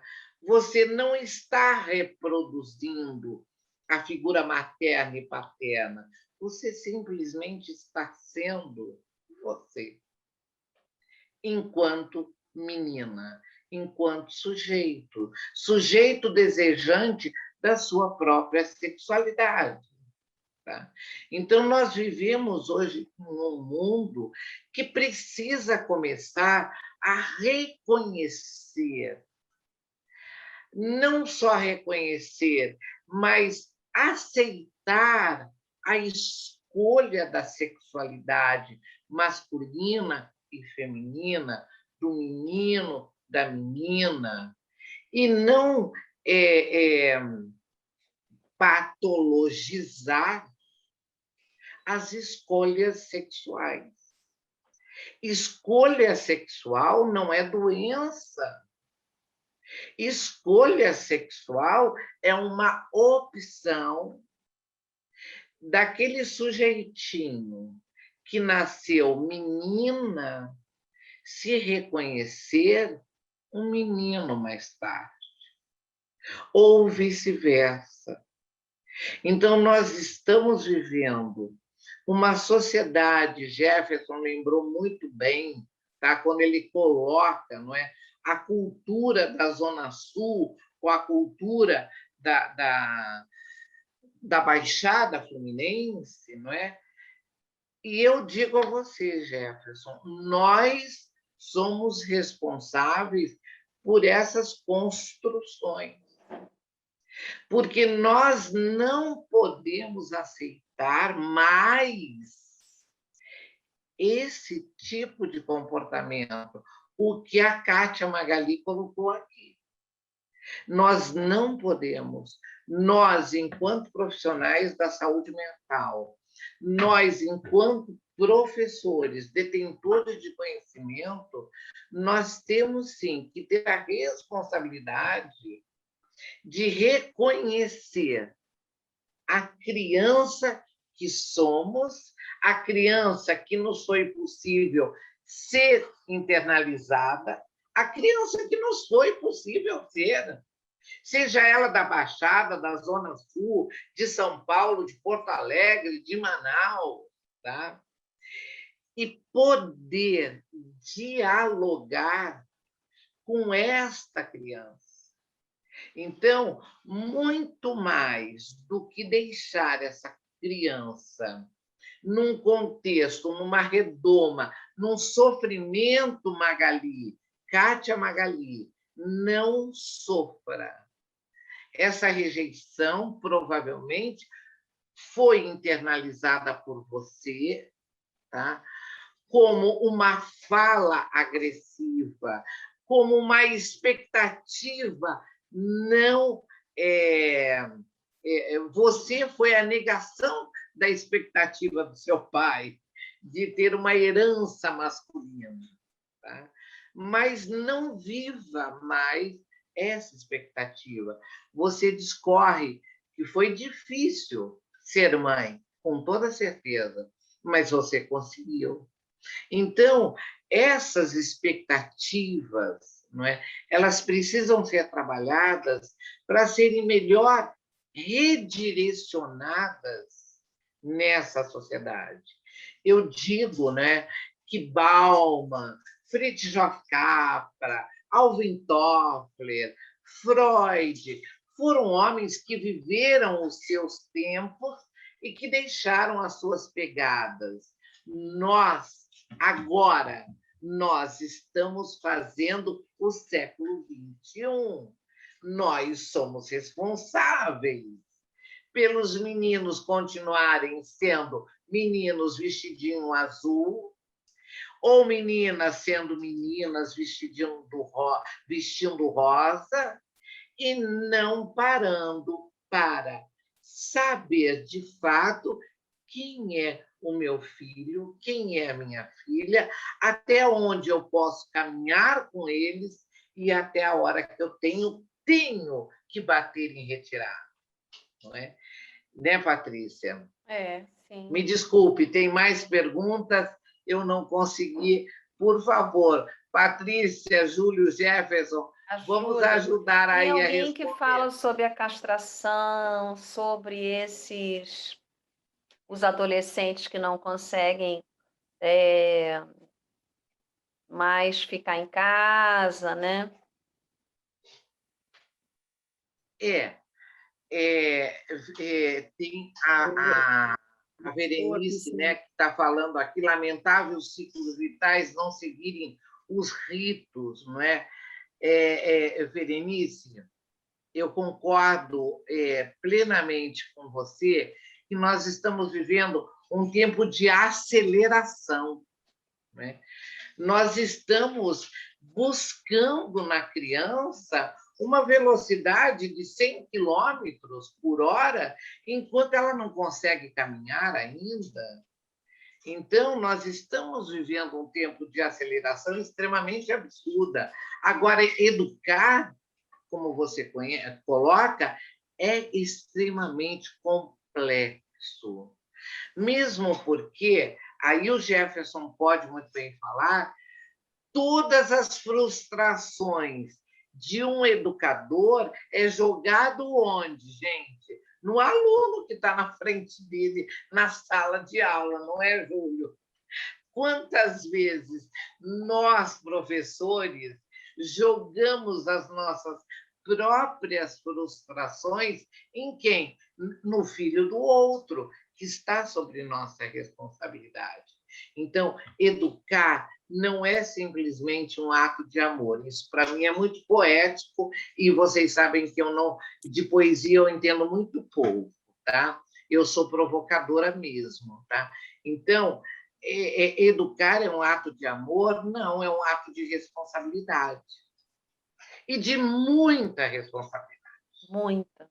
Tá? Porque nós estamos trabalhando a vida da família da Patrícia, a vida da família do Júlio, a vida da família do Jefferson e a vida da família de cada um de vocês, enquanto professores, enquanto educadores.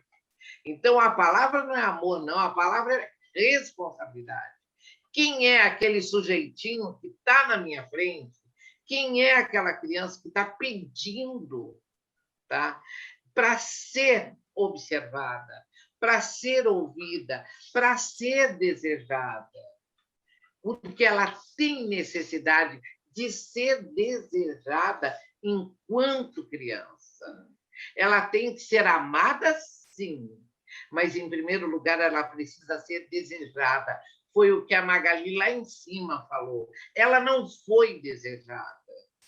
Então, a partir do momento em que a criança não é desejada, ela percebe. Porque criança, gente, percebe muito mais do que o próprio adulto. Então, numa simples atitude de você dizer para uma criança: pô, cara, você fez tudo errado, eu estou falando com você 10 vezes. Ou mesmo de um pai, de uma mãe, agora na pandemia eu estou achando ótimo. Pai e mãe sendo responsáveis pela educação dos seus filhos. Porque vocês já perceberam que a gente terceiriza a própria educação das crianças e dos adolescentes para as instituições de ensino? Meu filho, uma frase que chega muito no consultório, né, na clínica, é: doutora, eu não sei falar sobre sexo com a minha filha. Eu não consigo falar com ela sobre menstruação, ovulação, amamentação, gravidez, pílula, não sei. Agora, eu sei que os pais, não é, fazem o que muitas vezes catam a mão dos seus filhos e levam para eu já não sei nem mais o nome, mas para as casas de tolerância, para as saunas. Olha aqui, meu filho, como é que o papai faz. O papai é comedor. Comedor do quê? Então, nós vivemos ainda esta sociedade, Patrícia, Júlio, Jefferson e todos vocês que estamos aqui. Agora, nós 4 que estamos aí na bancada e todos os nossos colegas que estão aqui na sala hoje e que trabalham com educação e que trabalham na área social, nós temos que ter muita responsabilidade, tá, com aquilo, com as posturas que tomamos, com as palavras que nós dizemos, tá, com aquilo que nós ensinamos. Júlio, fique à vontade. A palavra é tua. Sônia, você comentou num ponto que eu achei excepcional agora e que me causou um certo asco, porque nós estamos no ano de 2021, ou seja, segunda década do século 21. E você acredita que existem homens, pais, hoje, que com medo que o filho seja viadinho, querem levar para comer meninas, prostitutas? Mas com certeza, gente, Júlio. Eu lembro que eu era adolescente, eu via isso em novelas de época. Você entende? E agora, ainda, século XXI, pessoas próximas minhas fazendo isso com seus filhos, eu acho de uma violência imoral, na verdade. Não é respeitar o tempo da criança, o tempo do adolescente, o tempo do sujeito. Eu acho uma forma de violar aquele sujeito que está ainda em formação ali.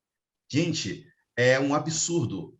Sério, o medo que o homem tem que o filho seja viadinho, desculpem o termo, então quer levar o filho adolescente para comer uma prostituta. Desculpa, para poder fazer sexo com uma prostituta.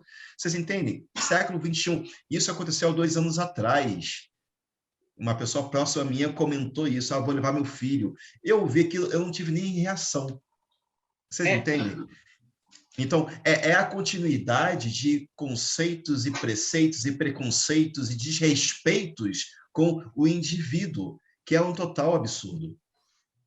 Inclusive, Júlio, o Gabriel aqui, Gabriel Cordeiro, ele fala, não é, da sociedade do cansaço, do Byung-Chul Han, esse sociólogo, não é, que ele fala sobre a sociedade do cansaço. Gabriel, eu tenho colocado que hoje, início da segunda metade do século XXI, é uma sociedade doente.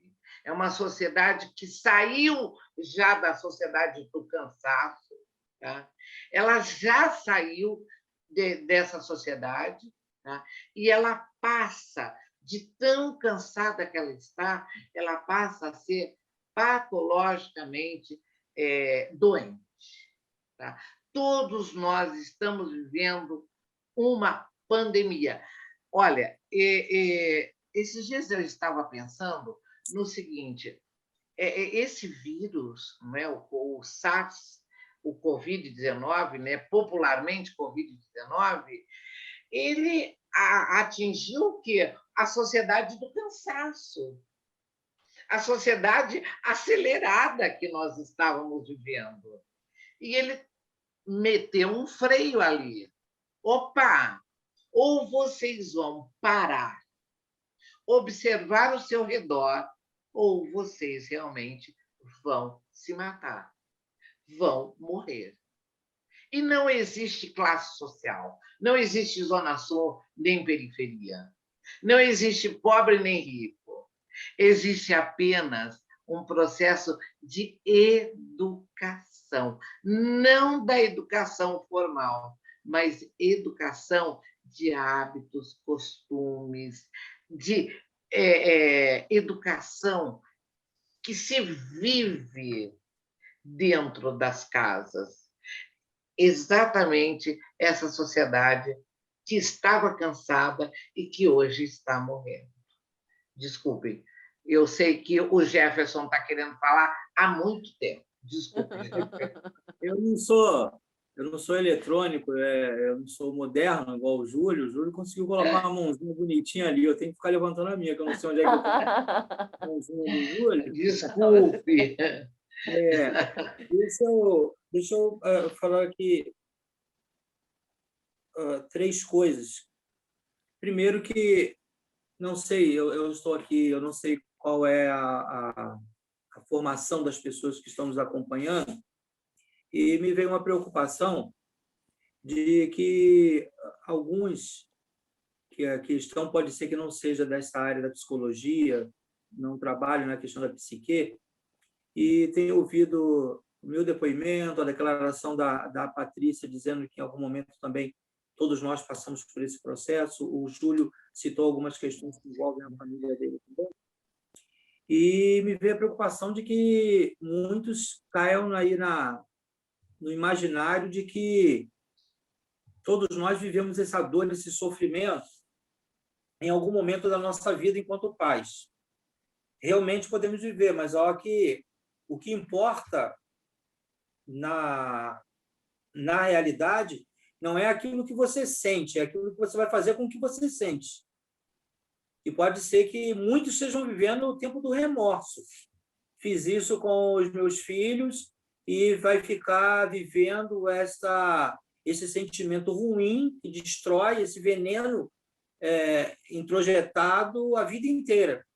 E pode ser que muitas dessas crianças elas sigam a vida dela e vão em frente, e nada daquilo criou nenhum tipo de obstáculo para o seu crescimento. Então, acho que valeria a pena nós colocarmos aqui que não vale a pena viver essa dor no sentido de remorso, de viver esse veneno, mas precisa ser tratado isso aí, não é? Você que talvez nesse momento esteja revivendo, como o Júlio falou, lembrando de situações que você viveu há um tempo atrás na criação dos seus filhos, ou então o caso, como foi mencionado aí, dessa jovem que viveu uma dificuldade familiar enquanto da infância e agora pensa como vai fazer isso com seus filhos. O que precisa, nesse caso, é não viver esse sentimento de remorso, esse sentimento de perda, você precisa viver um tratamento, porque aí vem a preocupação, Sônia, Patrícia e Júlio, é que as pessoas que estejam nos ouvindo, embora a nossa intenção é aqui sempre, claro, a melhor, mas que fique parecendo que com água, com açúcar, vai resolver o problema. E nem sempre, ou quase sempre, não se resolve. Você precisa de tratamento. Nós estamos aqui falando para o grupo num todo, para todos aqueles que acompanham esta roda, mas nós somos profissionais e sabemos que precisamos de análise. Você que está vivendo esse momento como pai, como mãe, você que está vivendo essa situação de castração enquanto filho, você precisa de uma clínica de psicologia, uma clínica de psicanálise, você precisa tratar, da mesma maneira que você se preocupa com a sua pressão arterial, você se preocupa com seus batimentos cardíacos, você se preocupa com a sua articulação, da mesma maneira que você vai no neurologista, você precisa também se preocupar com o seu estado emocional, com o seu estado psíquico. Então, se você vive isso, essa dor te machuca, te maltrata, e você já tem tentado sair desse poço e não consegue sair, o seu caminho é um tratamento analítico.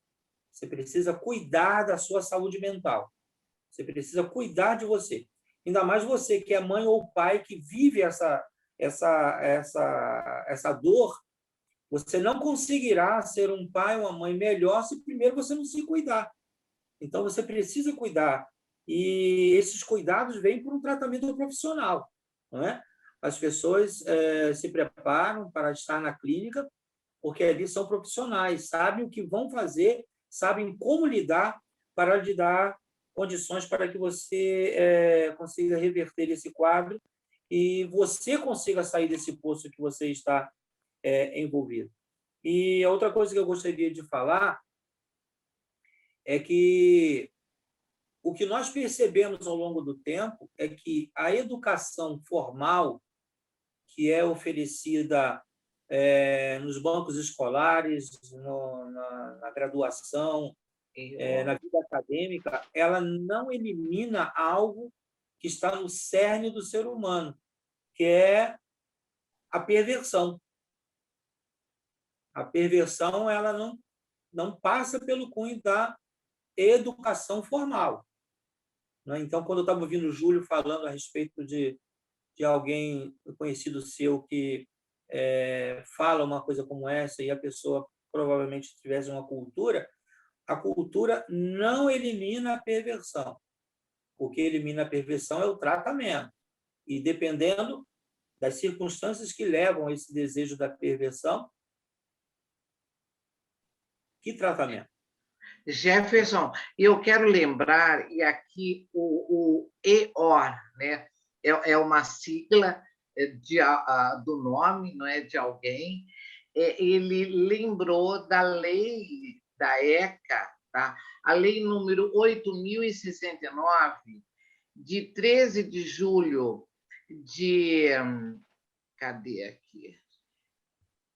13 de julho, eu não estou conseguindo ler aqui, mas ECA, a lei 90, é de número, né? 8.069, hein? O ECA acho que é de 90, né? Fazendo aniversário aí. E por Exatamente, muito pouco ele não deixou de existir, hein? Exatamente, olha aqui. Exatamente, Patrícia, você lembrou muito bem. O ECA quase morreu, o Estatuto da Criança e Adolescente. Ele está lembrando aqui que levar adolescentes à casa de prostituição é crime. Na geração passada, antes do ECA, tá? Não era um crime, mas hoje é, e você pode denunciar. Tá? Então, se você souber de um pai, de um tio, de um avô, tá? De uma mãe que prostitui uma criança, existe a lei e precisamos fazer valer. Não só a da prostituição, mas como também a da exploração sexual, que é a 9.975. Então, lembrando, tá? Muito obrigada, Eduardo, que realmente o Estatuto completando aí 10 anos, tá? Quer dizer, o Estatuto já completou 10 anos, né? E nós precisamos, de fato, estar atentos, não é? A essas, não só a essas atitudes hoje, na segunda metade do século XXI, a de levar presencialmente a exploração sexual, mas a exploração sexual virtualizada. Né?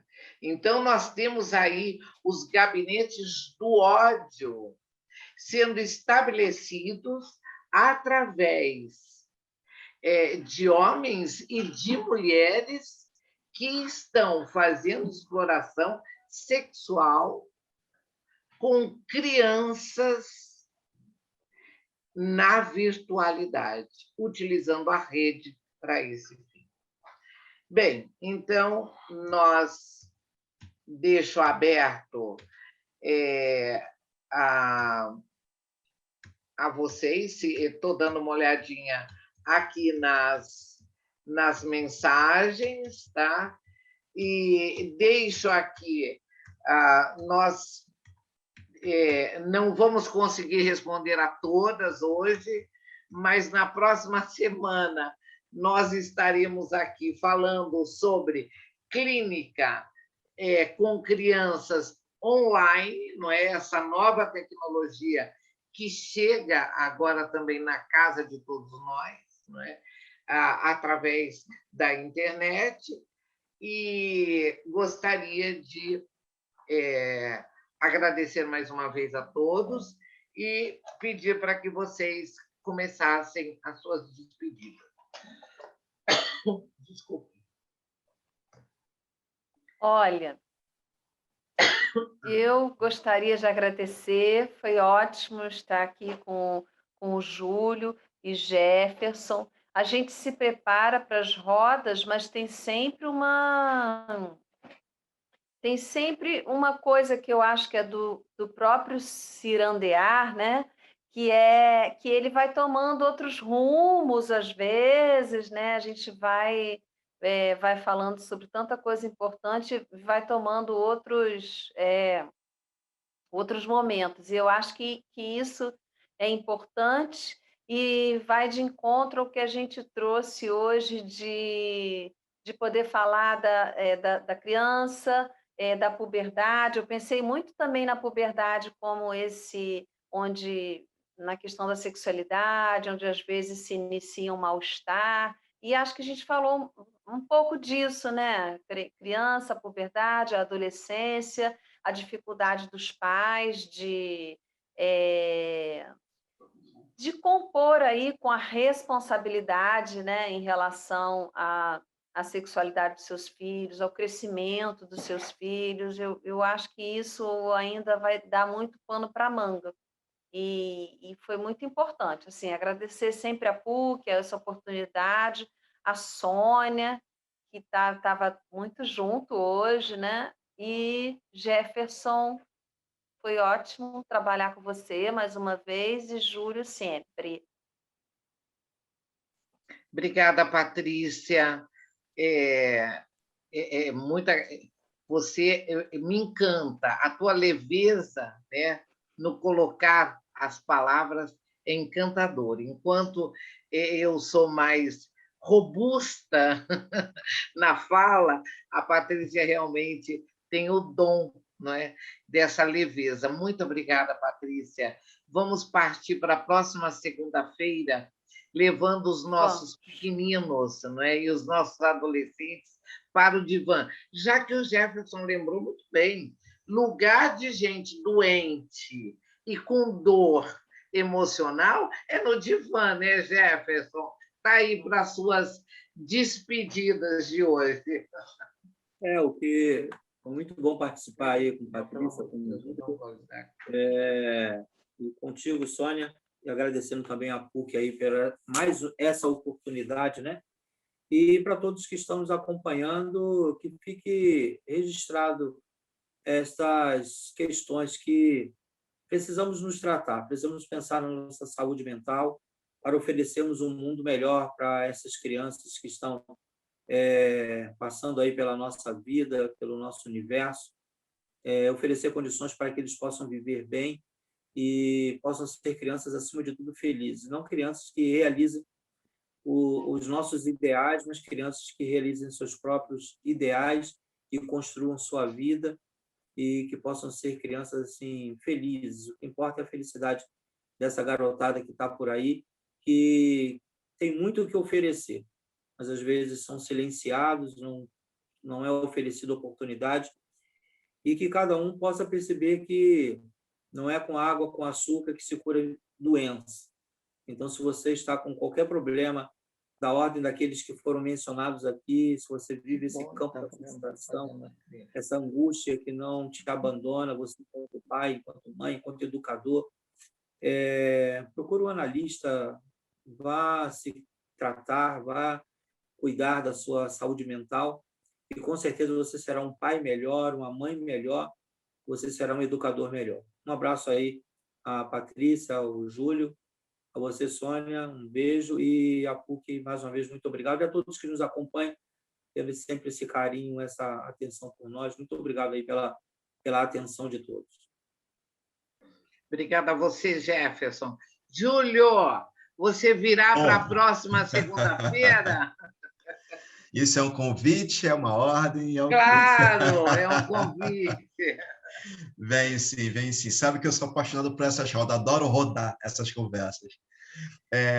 Lembrando alguma coisa agora, aproveitando esse gancho do Jefferson, que todo mundo deve procurar um tratamento, sim, psicológico, psicanalítico, psiquiátrico, todos nós precisamos. Eu voltei a fazer, não tenho a menor vergonha de dizer isso, não. Tem 3 meses, eu acho, 4, que eu estou me tratando novamente com o Dr. Samuel, aqui do nosso grupo e tudo mais. Não tenho a menor vergonha disso. Há 20 anos atrás eu comecei, parei, sempre quis voltar, não, depois eu volto.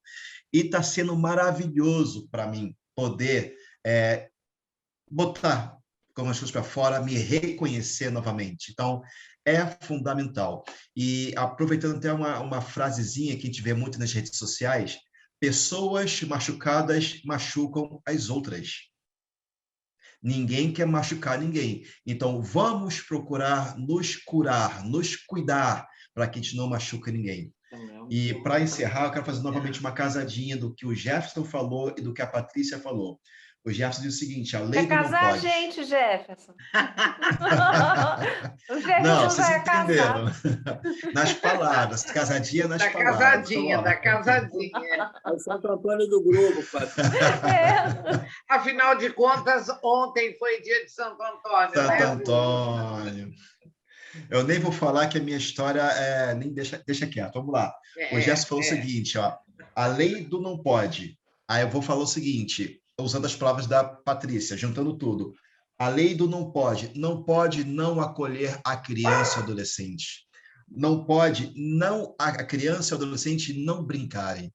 Não pode não proteger a criança e o adolescente, tá? Para que a criança e o adolescente sejam superpotentes. Ó, fiz uma casadinha boa com as palavras de vocês, hein? Sônia, Patrícia, Jefferson, pessoal da PUC, Parabéns. Brad, Alice. Brigadão, boa noite para todo mundo. Segunda-feira eu estou de volta então, hein? Muito obrigada, Júlio. Quero agradecer mais uma vez a todos que estiveram aqui essa noite. Muito obrigada. E esperamos na próxima segunda-feira, vamos estar falando aí de tratamento, não é?